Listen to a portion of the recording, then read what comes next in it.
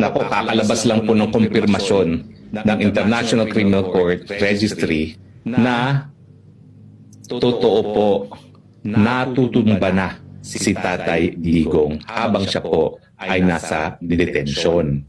Naglalakad, natutumba, nung minsan tumama ang ulo.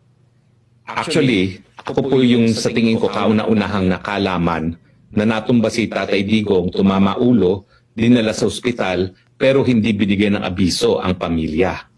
Ang hindi ko maintindihan, bakit hindi naman nawawalan ng bisita si Tatay Digong na kanyang mga pamilya, and yet, nangyayari itong mga pagtutumba, tumatama ulo, hindi pinagbibigay alam kay Tatay Digong sa pamilya, no? Now, ang nagsabi po sa akin dyan na isa nagtatrabaho sa loob, no?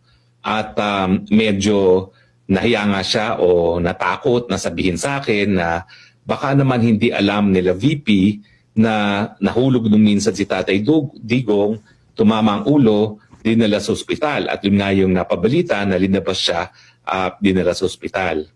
Pero hindi nga nila isinasa publiko na ang dahilan ay tumatama ang ulo sa sahig.